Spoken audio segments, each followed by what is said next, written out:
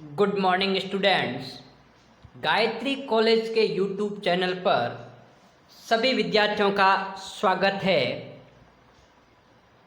BSc final year mathematics के lecture number 16 में आज हम एप्लीकेशन ऑफ लाप्लास ट्रांसफॉर्म को कंटिन्यू करते हुए उसके ऊपर और प्रॉब्लम्स के बारे में डिस्कस करेंगे। तो देखिए, फर्स्ट प्रॉब्लम्स आपके पास में लिखी हुई है कि double derivative of y with respect to t parameter plus y equal to 6 times cos of 2t। साथ में बाउंड्री कंडीशन दे रखी है कि y का मान 3 है और dy बाई dt अर्थात y डैश t का मान 1 है जब t का मान 0। तो आपके पास में देखिए दो बाउंड्री कंडीशन के साथ में आपके पास में इक्वेशन दे रखी है। सबसे पहले काम अपन वही करेंगे, दोनों तरफ लाप्लास ट्रांसफॉर्म लेंगे। तो on taking both the side Laplace transform, तब आपके पास में देखिए कुछ वैल्यू इस प्रकार आएगी, Laplace of D square Y plus Laplace of Y equal to 6 times Laplace of cos 2t। अब अपन को पता है कि डबल डेरिवेटिव का लाप्लास ट्रांसफॉर्म होता है S square Y by Y bar minus S Y of 0 minus Y dash 0 plus Laplace of Y का होगा Y bar equal to 6 times cos of 2t का होता है s upon S square plus 4, जिसका अध्ययन अपन काफ़ी पहले कर चुके हैं। अब देखिए मैं y बार की वैल्यू निकालता हूँ, तो y बार का कोफिशिएंट यहाँ एस स्क्वायर है, क्या 1 है, और यहाँ देखिए y ऑफ 0 की वैल्यू आपके पास में 3 दे रखी है, तो यहाँ 3 यूज करूंगा तो माइनस 3h इधर आएगा प्लस का, और इसकी वैल्यू आपके पास है 1, तो ये 1 इधर आ गया। अब देखिए y बार की value 3s plus 1 upon this और 6s अपॉन दिस, मैंने इसको पृथक कर दिया। अब अपन देखते हैं कि यहाँ y बार आ गया जो कि आपके पास में किसकी वैल्यू है, लाप्लास ऑफ y की। तो मुझे यहाँ y निकालना है, तो वो क्या होगा, लाप्लास इनवर्स y बार होगा। तो यहाँ मैं क्या करता हूँ, y की वैल्यू निकालने के लिए दोनों तरफ लाप्लास इनवर्स ले लेता हूँ। तो Laplace inverse y bar equal to 3 times Laplace inverse s upon S square plus 1। तो इसका लाप्लास इनवर्स होता है 3 टाइम्स कॉस t, और इसका होता है Laplace inverse 1 upon 1 plus S square sine t। और अब देखिए यहाँ दोनों ये मल्टीप्लाई में आ गए, तो पहले मैं इसको क्या कर सकता हूँ, पार्शियल फ्रैक्शन की सहायता से अलग अलग कर देता हूँ। तो देखिए 1 अपॉन 3 और इसकी वैल्यू आ जाएगी और इसकी, तो 6/3 Laplace inverse s upon S square plus 1 minus S upon S square plus 4। तो इसका वैल्यू आ जाएगी आपके पास देखिए cos t और इसकी हो जाएगी cos 2t, और इसको फाइनल अपन ऐड या सब्सट्रैक्ट करके आपके पास में इस प्रकार का रिजल्ट आपके पास में प्राप्त होगा। तो ये एक क्वेश्चन था डिफरेंशियल इक्वेशन, जिसको अपन ने लाप्लास ट्रांसफॉर्म की सहायता से सॉल्व किया। एक प्रॉब्लम आगे और लिखी हुई है, D square minus 2d plus 2 times y equal to 0। जब आपके पास में दो वैल्यू दे रखी है बाउंड्री कंडीशन की, जब t का मान 0 है तो y का मान 1, और जब t का मान 0 है तो y डैश का मान 1। सबसे पहले वही काम करेंगे, अपन लाप्लास ट्रांसफॉर्म लेंगे दोनों तरफ। तो Laplace of D square Y minus 2 times Laplace of D of Y plus 2 times Laplace of Y equal to 0।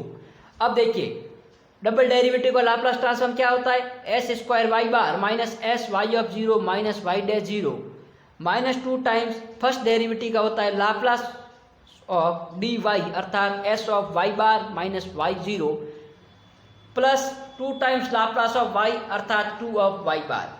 अब देखिए इसको अपन कुछ इस प्रकार लिख सकते हैं, वाई बार की वैल्यू को मैं अलग करता हूं, तो एस स्क्वायर यहाँ से आ गया, यहाँ से माइनस 2s आ गया और यहाँ से 1 आ गया, अर्थात वाई बार की वैल्यू ये आ गई।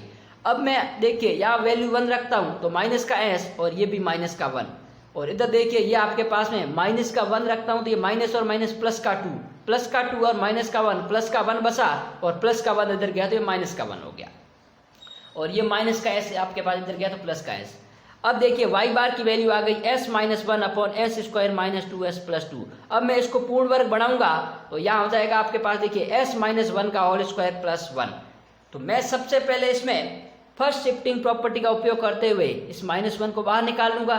तो क्या होगा आपके पास में, जब e की पावर t और s upon S square plus 1। तो अब देखिए अपने पास में यहाँ y बार लिखा हुआ है, तो मुझे y की वैल्यू निकालनी है, अर्थात मैं क्या करूँगा, दोनों तरफ लाप्लास इनवर्स ले लेता हूँ।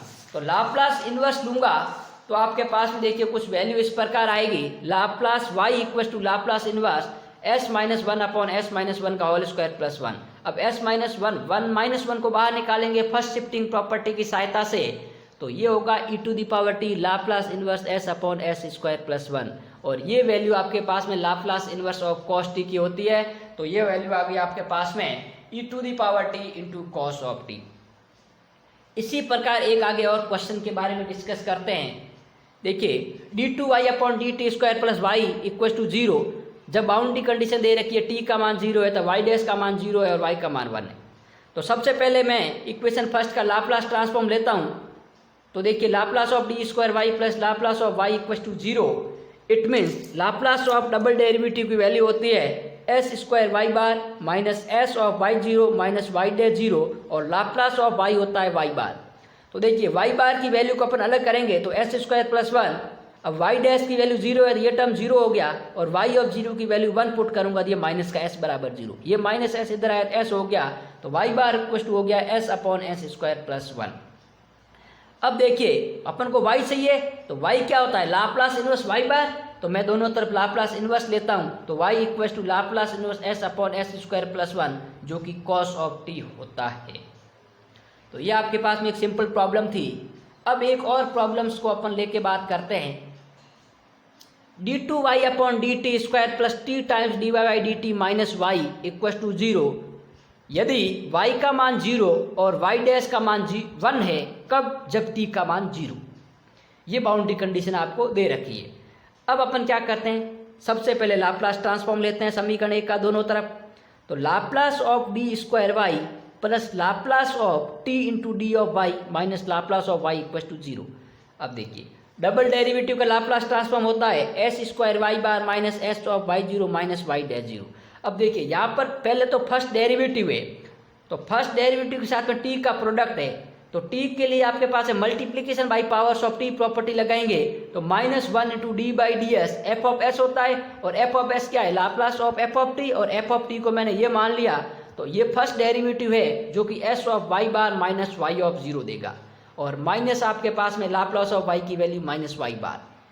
अब मैं क्या करता हूँ, इसको सॉल्व करूँ तो S square Y bar Y of 0 की वैल्यू देखिए यहाँ से आपके पास में 0 और वाई डैश 0 की वैल्यू 1, तो ये वैल्यू आपके पास में टोटली 0 हो गई, इसकी वैल्यू 1 पुट कर दी, और ये माइनस का वाई बार। अब देखिए मैं इसके साथ में यदि यहाँ लेता हूँ तो पहले एस का करूँगा तो एस का 1 और Y bar as it is, और फिर यहाँ एस एज इट इज रखूँगा और वाई बार का करूँगा तो minus S D Y bar upon D S, और ये वाई बार माइनस का एज इट इज। तो अब ये वैल्यू आ गई। अब अपन क्या करेंगे, वाई बार के टर्म्स को अलग करते हुए एक डिफरेंशियल इक्वेशन बनेगी आपके पास में। अब देखिए डिफरेंशियल इक्वेशन कुछ इस प्रकार बन रही है, minus S D Y bar upon D S plus S square minus 2 into Y bar equal to 1, या फिर अपन इसको सेपरेशन ऑफ वेरिएबल का उपयोग करते हुए इसको लिख सकते हैं minus D Y bar upon D S plus, यहाँ से अपन s का डिवाइड करेंगे तो s minus 2 by S Y bar equal to 1 upon S. यहाँ से मैं माइनस को कॉमन लेता हूँ तो ये देखिए आपके पास में ये टर्म माइनस का है जो प्लस हो जाएगा, और ये माइनस आ जाएगा तो 2 by S minus S Y bar equal to, इधर माइनस आ जाएगा तो माइनस 1 अपॉन एस। ये आपके पास में लीनियर डिफरेंशियल इक्वेशन है। तो इस अपन को पता है कि लीनियर डिफरेंशियल इक्वेशन को सॉल्व करने के लिए अपन इंटीग्रेटिंग फैक्टर का उपयोग करते हैं। तो इसका इंटीग्रेटिंग फैक्टर होगा e to the power integration of P d s, तो p की वैल्यू है आपके पास 2 बाई एस माइनस एस, और आपके पास में रेस्पेक्ट टू डी एस। तो ये देखिए e to the power 2 times log of s minus s square by 2, अब 2 ऊपर चला गया तो लॉग ऑफ एस स्क्वायर हो गया, लॉग से ई कैंसिल आउट तो एस स्क्वायर और e to the power minus s square by 2, ये इसका इंटीग्रेटिंग फैक्टर आ गया। तो किसी भी डिफरेंशियल लीनियर डिफरेंशियल इक्वेशन का इंटीग्रेटिंग फैक्टर ज्ञात होने पर उसका सॉल्यूशन होता है, देखिए वाई बार के है टर्म में डिफरेंशियल इक्वेशन, तो Y bar into integrating factor equal to integration our Q. Q क्या होता है आपके पास में, जो लीनियर डिफरेंशियल इक्वेशन के जो राइट हैंड साइड में टर्म होता है उसको अपन क्यू लिखते हैं, I of F into d S plus constant of integration. तो यहाँ से अपन आई एफ की वैल्यू रखेंगे तो वाई बार इंटू ये this I of F equal to integration our minus 1 upon S जो कि क्यू की वैल्यू है, और ये इंटीग्रेटिंग फैक्टर रखेंगे डी एस प्लस सी। तो अब देखिए एक एस से एक एस कैंसिल आउट हो जाएगा, तो ये वैल्यू बचेगी e to the power minus s square by 2 into s d s.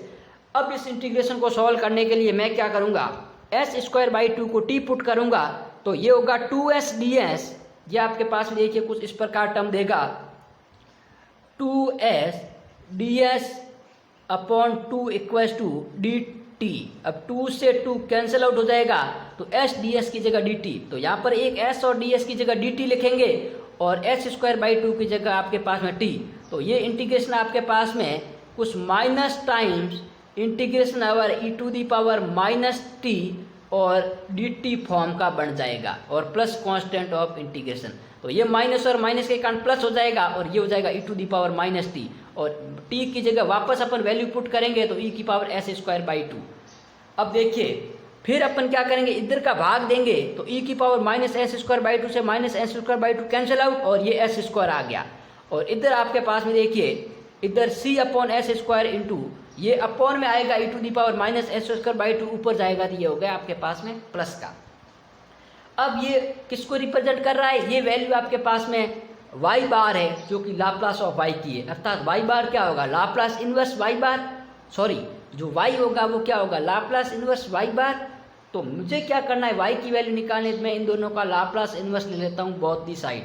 तो ये y equal to Laplace inverse 1/s² plus c times Laplace inverse e⁻s²/2 into s²। तो ये t होता है और ये c times Laplace inverse e⁻s²/2 s²। अब जो इसका लाप्लास ट्रांसफॉर्म है वो अपन कैसे निकाल सकते हैं, पहले मैंने एक क्वेश्चन आपको एज इट इज करवाया था। सबसे पहले इस सीरीज को एक्सपांसन करेंगे क्योंकि इसमें कोई प्रॉपर्टी लग नहीं सकती। तो सबसे पहले मैं लाप्लास निकालूंगा e⁻s²/2 का, तो उसकी अपन सीरीज एक्सपांसन करके एक इनफाइनाइट सीरीज आएगी वहाँ से निकलेगा। फिर अपन क्या करेंगे, जो भी सीरीज आएगी उसमें s² का डिवाइड करेंगे और फिर जितने भी टर्म आएंगे उस प्रत्येक टर्म्स का आपके पास में लाप्लास इन्वर्स निकाल देंगे, तो वहाँ से आपके पास में वैल्यू आएगी। तो ध्यान रखना यदि ये 10 नंबर में क्वेश्चन आता है तो आपको आगे इसका लाप्लास इन्वर्स निकालना है, वरना आपको याद तक ही आपके पास में इसके आंसर को फाइनल करके आना है। तो मैक्सिमम केस में आपको यहाँ तक छोड़ के आना है, आपको इसका लाप्लास इन्वर्स निकालने की ज़रूरत नहीं है। तो ये तो था आपके पास में इस प्रकार के क्वेश्चन। अब देखिए मैंने यहाँ 5 से 7 क्वेश्चन लिखे हैं जो कि आपको खुद को सॉल्व करने, क्योंकि मैंने एप्लीकेशन ऑफ लाप्लास ट्रांसफॉर्म के ऊपर 4 लेक्चर अपलोड कर दिए हैं और 4 लेक्चर में लगभग सब प्रकार के क्वेश्चन मैंने डिस्कस कर दिए। अब जो ये मैंने नीचे क्वेश्चन लिखे हुए हैं वो इसी तरह के क्वेश्चन हैं जो कि अपने डिस्कस किए हैं, बस आपके पास में सिर्फ और सिर्फ पैरामीटर आपके पास में या बाउंड्री कंडीशन चेंजेज है। अर्थात यदि आपके पास में अपन इन 4 लेक्चर को देखने के बाद इन क्वेश्चन को यदि सॉल्व करते हैं तो अपन को किसी भी प्रकार की प्रॉब्लम्स नहीं आएगी, क्योंकि मैंने वही क्वेश्चन लिखे हैं जो कि मैंने पहले सॉल्व कर रखे हैं, जो कि मुझे पता है कि जो मैंने क्वेश्चन आपको 4 लेक्चर में बताए उस क्वेश्चन के अलावा इस क्वेश्चन में कोई भी नया टर्म्स नहीं आएगा। तो ये क्वेश्चन आपको प्रैक्टिस के लिए सॉल्व करने हैं। और अब देखिए लगभग आपके पास में अपन ने जो 16 लेक्चर बनाए हैं लाप्लास ट्रांसफॉर्म के ऊपर, इस 16 लेक्चर के अंतर्गत अपन ने Laplace transform, inverse Laplace transform और लाप्लास ट्रांसफॉर्म के एप्लीकेशन के बारे में पूर्णतः डिस्कस किया है। तो अब देखिए इस लेक्चर के साथ में मैं आज बीएससी फाइनल ईयर मैथमेटिक्स के एक यूनिट को कंप्लीट कर मानता हूँ जो कि लाप्लास ट्रांसफॉर्म की लेके है सेकंड पेपर की लास्ट यूनिट। अब अपन नेक्स्ट वीडियो में अपन एक और अलग यूनिट को स्टार्ट करेंगे